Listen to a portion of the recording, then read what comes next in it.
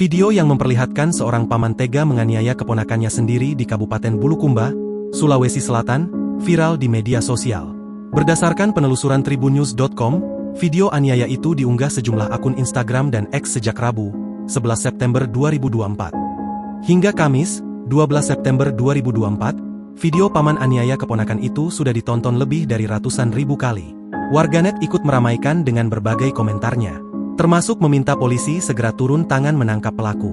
Belakangan diketahui, pelaku berinisial FR, 44, dan korbannya SR, 10. Keduanya tinggal di rumah korban yang beralamat di Kecamatan Rilau, Kabupaten Bulukumba. Kasus ini bermula saat pelaku mengetahui korban mengambil uang milik neneknya tanpa izin.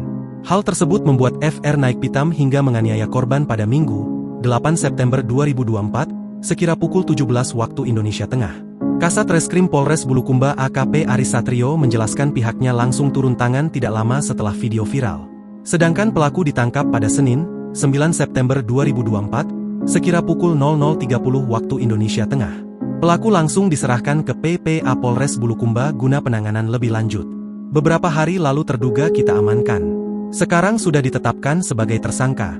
Hari ini juga dilakukan penahanan, kata Aris, dikutip dari Instagram Humas Polres Bulukumba, Kamis, 12 September 2024. Aris melanjutkan, pelaku di hadapan polisi mengakui perbuatannya menganiaya korban.